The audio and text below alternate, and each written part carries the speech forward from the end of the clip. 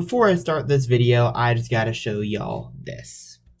This was my Halloween costume, and I won Best Crowd Reaction at a Costume Contest, and what was my prize? Stress balls. I already have one open right here. I freaking love these things. Alright, now into the main video. I just wanted to brag about that for a minute.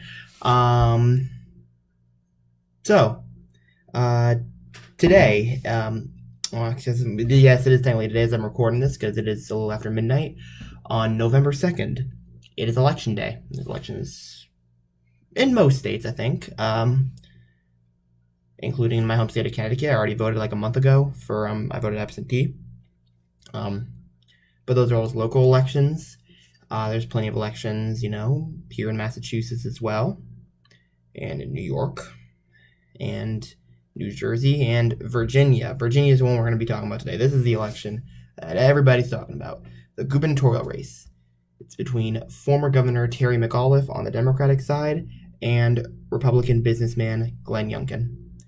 So, Virginia at this point is a blue state. Let's just be real. I mean, Biden won it by 10 points in 2020. It had been on a trending bluer and bluer ever since Obama won it for the first time since in 2008, Obama won Virginia for the first time since LBJ's 1964 landslide, and since it's voted in Democratic in every presidential election ever since, and now, however, there is and not only that, but Republicans have not won a statewide office there in 12 years, but now there is a distinct possibility that for the first time in 12 years, the Republicans do win a statewide office. They win the governorship, because it's not looking good for McAuliffe. I mean, Glenn Youngkin has surged in the polls, and you could say, well, I don't trust polls after the last election.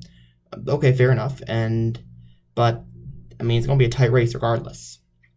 So at this point, I don't know who's going to win. Like about a week ago, I would have said, about a few days ago, I would have said McAuliffe wins by 1 point, or but now I think if I had to guess, I'm just by a tiny margin, I would say Youngkin wins. And make no mistake about it, it's going to be close regardless of who wins. I would be shocked if either one of them won by more than 5 points. Hell, I'd be even really surprised if one of them won by more than 3 points. But I think it's possible that they win by 3 points in each direction. So it's going to be a close race, but why is it so close? When Virginia has been established as a blue state now, why is it possible? Not only possible, but maybe even likely. I mean, no scenario is likely, so I kind of use that word loosely, that a Republican could win after the Republicans have lost every statewide race for the last decade. Well, the reason for that is because McAuliffe has run an absolutely horrendous campaign. I mean, just look at this. This is his Twitter feed from the last month. You notice a pattern here? Well, not even the last month, the last week. This is what he's been tweeting about. And look at the dates, too. Sometimes he's tweeting the same things in a single day. This is all the Democrats got. Trump, bad. Yeah.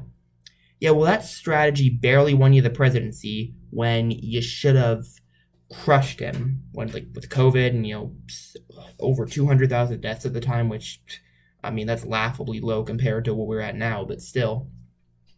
And you almost lost to him when you should have whooped his ass. And the reason for that is because they didn't give anybody anything to vote for. They just highlighted what they should vote against. And in this case, well, hey, Trump's not president anymore, so this strategy isn't as effective as it used to be. And, Youngkin, even though he's been endorsed by Trump, he is trying to toe the line between a Trump Republican and also not scaring away the suburban moderates that voted for people like Biden because they were repulsed by Trump, but would otherwise tolerate other Republican candidates. Glenn Youngkin, he's been amazing at towing that line, and so he could win. He's probably going to win back a lot of those suburban voters. Will it be enough for him to win? We'll find out tomorrow, or today rather. Well, maybe tomorrow if it's super, super close, which is entirely possible. But this is a lesson for Democrats. If you just run on Trump bad, it's only going to get you so far. And you could even lose in states where, we've established Virginia. The Democrats have claimed Virginia. It is a blue state at this point. So they might lose. They might lose the governorship. And if/when that happens, like even if McAuliffe wins, again, he's not going to win by any more than 3 points, 5 at the most. Same goes for Youngkin, but the point is about McAuliffe. You're mega effed for 2022. Because you can either only barely win in Virginia or lose in Virginia after you've already claimed it as your own. That is just embarrassing. And so, yeah. And so, it's just, they're never going to learn. All they got is Trump is bad. At this point, I'm convinced they want to lose. It's just because if they really wanted to win, they would be doing more than just saying Trump is bad. So, yeah. If Virginia gets stuck with the right-wing governor for the next 4 years, then nobody is to blame but Terry McAuliffe, because he brought this on himself. So yeah, if you're in Virginia, make sure you go vote for Princess Blanding of the Liberation Party, because Terry McAuliffe and Glenn Youngkin are both horrendous. So vote third party, vote Princess Blanding. Yeah, that's just the message of this whole video right there. If you take nothing else away from this video, it's that if you live in Virginia, you should vote Princess Blanding for governor.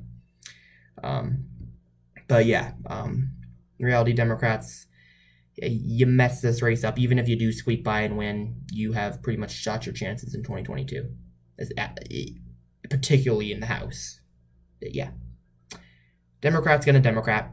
What can I say? They're just going to hand over the country to right-wing goons for decades to come, just to own the left. What's new here? Oh yeah, and I forgot to mention, a few months ago I made a video on Glenn Youngkin and why he's so terrible. That really puts into perspective that the fact that this is the guy who Democrats are either going to lose to or just barely beat. Yeah, that doesn't spell good news for them in 2022.